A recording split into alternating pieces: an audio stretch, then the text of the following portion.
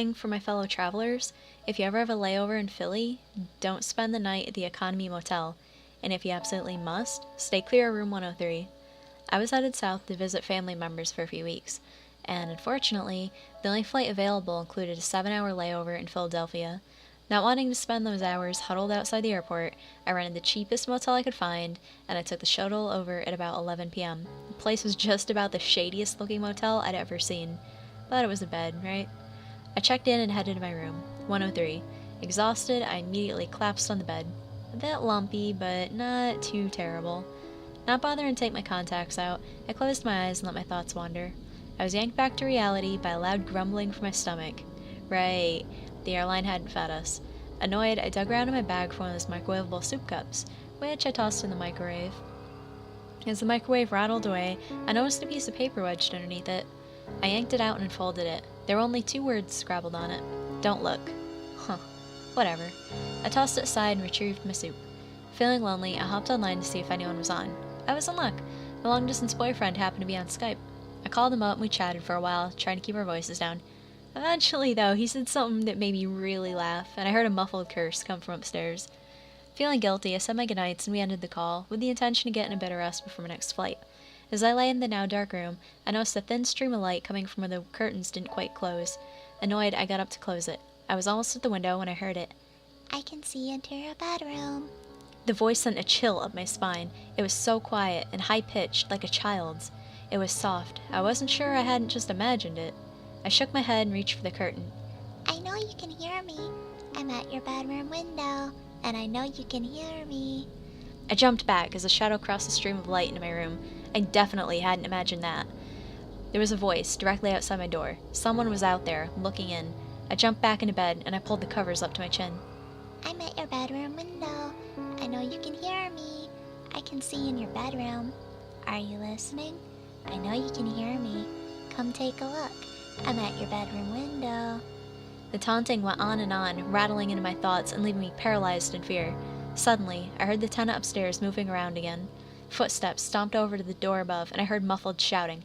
Hey, shut the fuck up down there! This isn't funny! I have work in 4 hours! The door upstairs slammed, and then there was silence.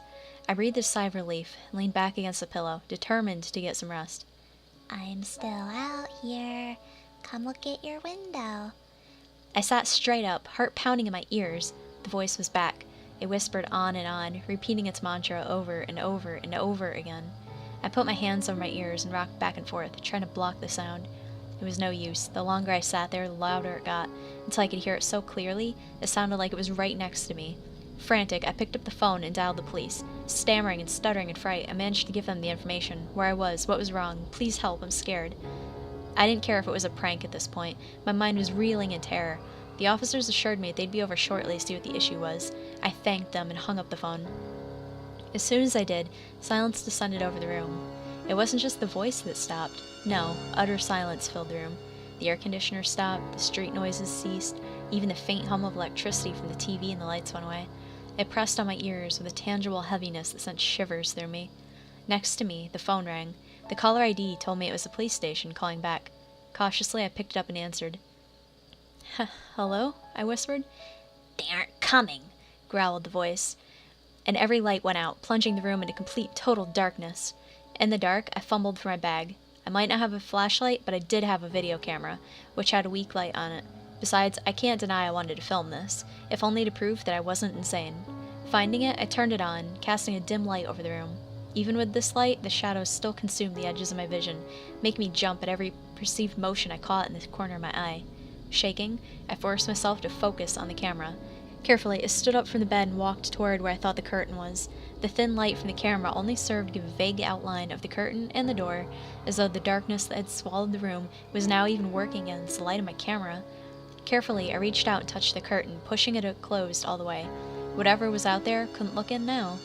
As I did, I heard a loud clicking sound next to me, like a latch turning in the door. Panicked, I whipped around to look at the door. Inexplicably, it had opened on its own. The latching sound that I heard, however, was the door getting caught by an extra security lock. I could see nothing through the crack, just more inky blackness outside. I slammed the door shut, double-checking the locks and latches. Everything was in place. I breathed a sigh of relief. That's when I heard it, a sort of scuttling sound, coming from the back of my room, somewhere in the direction of the bathroom. Cautiously, I moved toward that sound, trying to keep my hands from shaking. I knew whatever footage I got was going to be a mess of wobbly camera, but my videographer skills weren't exactly my top priority at the moment. I approached the source of this noise, but found nothing there, except for another piece of paper wedged partially behind a wall-length mirror next to the closet. I fumbled to open the folded-up scrap, trying not to tear it in my haste. When I finally got it open, there were only 2 words. Turn around. I was not about to do anything of the sort. Trembling, I slowly looked up at the mirror, while pointing my camera behind me at the same time. To my horror, the light from the camera illuminated a faint silhouette of something behind me. All I could make out was a vague form, no taller than the height of the bed. And it was moving towards me. I broke out of my paralysis and dove into the bathroom, slamming the door behind me. Sobbing, I leaned against the door and slowly slid down until I was sitting on the cracked tiles. The door firmly closed and locked behind me. Whatever it was scrabbled a bit at the bottom of the door. Then came the whisper. Let me in. I'm out here, in the dark. Let me in. Go away! I screamed. The voice stopped abruptly. I shivered and then let out the breath that I had been holding in tightly. I still clung to my camera, unwilling to let go of the one thing that was keeping me tethered to reality. I sat there until the rays of early sunlight began peeking out under the door, and I knew it was safe. Carefully, I cracked open the door and peeked around. The coast was clear. In a rush, I grabbed my luggage and raced out the door. The hotel manager looked at me kind of oddly, but I wasn't going back in that room. I spent the next hour waiting for the shuttle in the lobby. The flight to my aunt's house was short and uneventful. I spent the flight running over and over what had happened. Could it have been a prank? Who could have done that?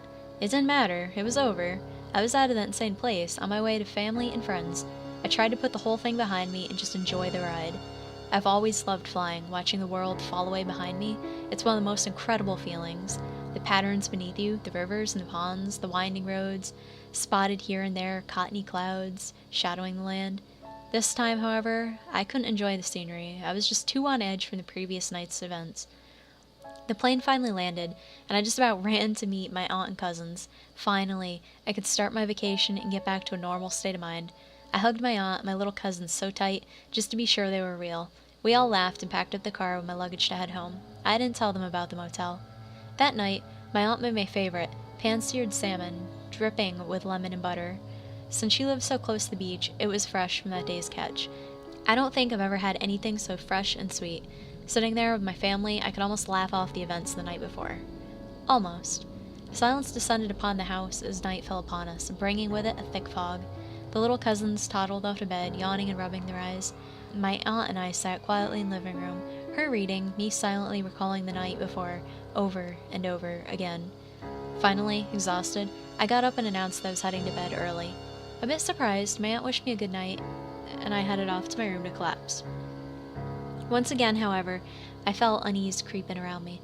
The only lamp in the room was the bright overhead, too bright to sleep with, and with the fog as thick as it was, no light came in from outside.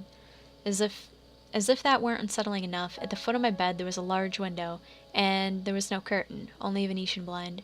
I shivered and turned to my side so I couldn't see the window. Slowly, I fell into a fitful sleep. I woke up sometime around 3 a.m. to an odd squeaking noise, like nails running across glass or tile. Confused, I sat up and looked around. Blinking, my eyes slowly adjusted to the darkness. Still, I could see nothing that could be making a noise. In fact, it seemed to be coming from somewhere outside. My heart rate quickened as I stood up and approached my bedroom window with apprehension.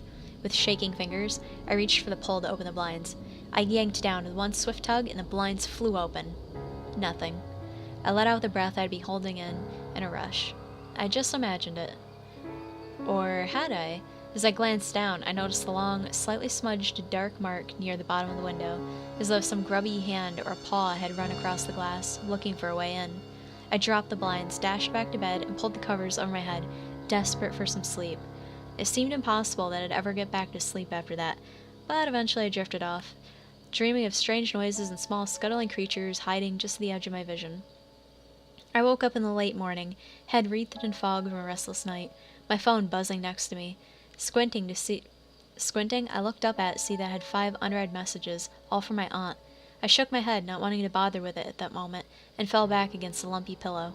Something was wrong. My eyes flew open, I sat up. Even without glasses or contacts, I could tell I wasn't in my room at my aunt's house, but no, this couldn't be. I wasn't. No. I was. I was back in the motel room from the night before. I tried to scream, but only a choked cry escaped my lips. I looked back at my phone. Every message from my aunt was a variation on, "Where are you?" Still in my pajamas, I ran to the door, threw it open, and dashed to the office. In a panic, I ran in and immediately started begging the manager for help. He looked up, startled, not at me, but at the door I'd just come through. That door again? I thought I fixed that damn thing. Without a single glance at me, he walked over and shoved the door closed, giving it an extra push with his shoulder. He hadn't even seen me. Later, I returned to room 103, numb and confused. As I sat on the bed, I heard the voice one last time. You're mine now. It taunted. I didn't care. I couldn't even muster up emotion anymore. I've lost count of the days I've spent here by now. I don't think I'm dead, just not quite synced up with the rest of the world anymore. These days, I'm the one leaving the notes, warning travelers not to look out the damn window. Most of them laugh when they see my scribblings, but I don't worry too much. It's the people that dwell too long on my messages that worry me. They're the ones that listen too closely to the voice in the window. They're the ones that might end up like me someday. There's a young couple staying here right now.